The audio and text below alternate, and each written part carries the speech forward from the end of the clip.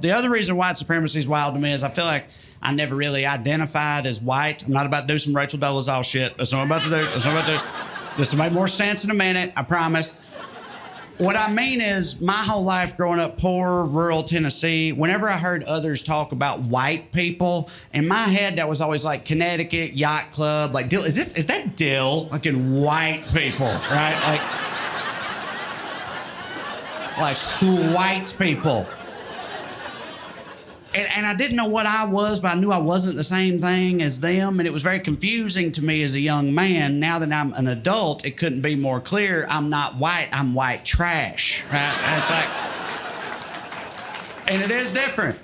It is different. There's a whole list of differences. Like white people got a trust fund, white trash people got trust issues. It's like, white people got a sister who's secretly a lesbian. White trash people got a sister who's secretly their mama.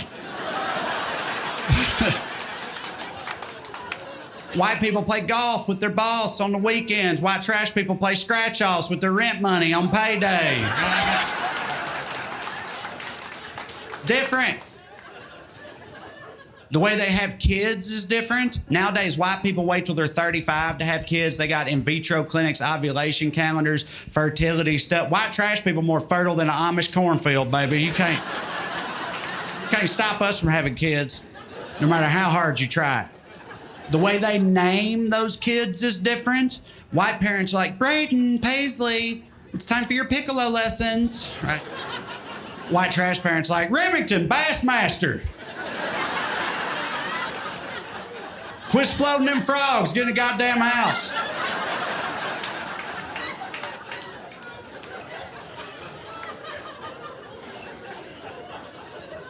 It's different. I know. I have kids. Of course I have kids. I worry about my kids all the time on account of this trash blood I gave them. You know, like I try to raise them right, but I worry at the end of the day my trash blood will be too much for them to overcome, you know?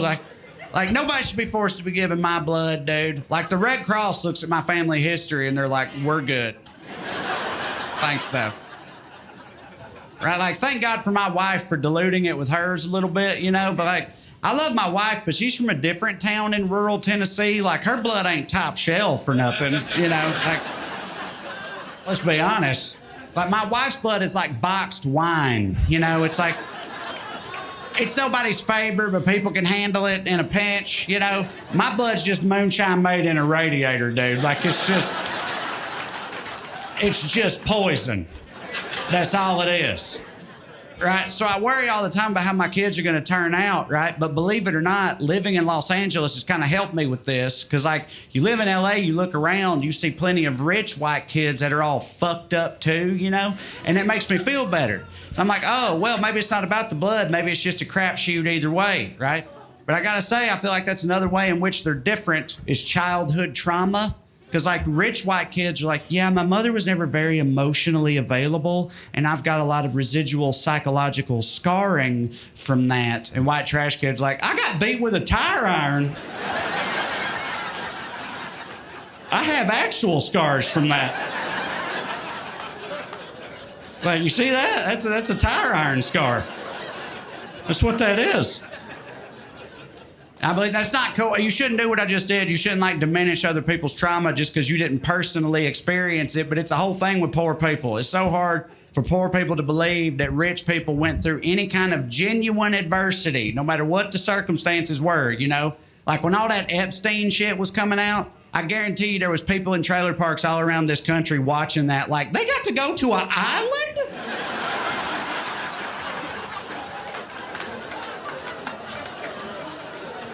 I was in my uncle's El Camino. What the fuck?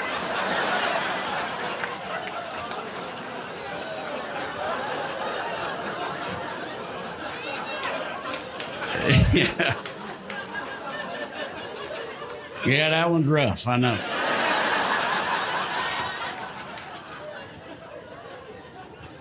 But yeah, I don't know. Obviously, I'm just trying to be a good trash daddy. That's all I'm saying. Trying to be a good trash daddy.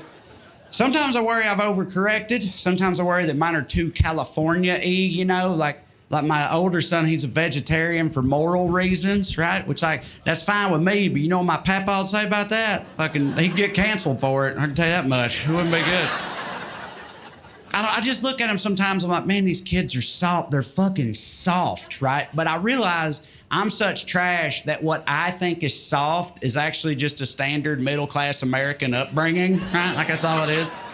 Like my wife went school clothes shopping for them, and she let them pick through what she brought home. And she told me, she was like, yeah, they don't like anything in this pile, so I'm going to return those tomorrow. And I was like, what do you mean they don't like anything in that pile?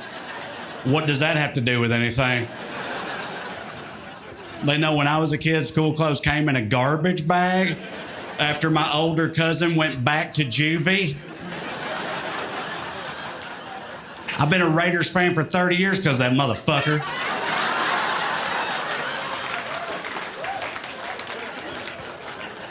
Who gives a shit what they like, right? I'll try to roast them some fresh vegetables. I didn't know you could get vegetables not in a can until I was 28 years old, right? Blew my mind.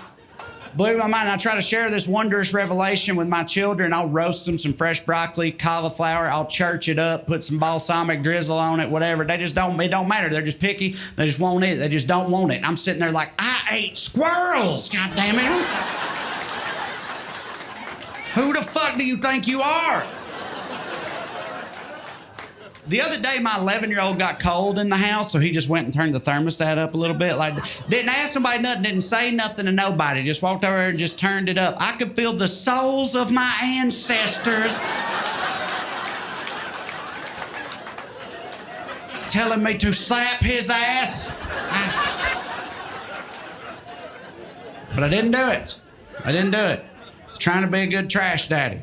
I am. All right, y'all, thanks for watching that there little clip of mine. It's from my special Trash Daddy, which is on YouTube now. If you haven't seen it, please watch it. I've got a link up here right in front of your face.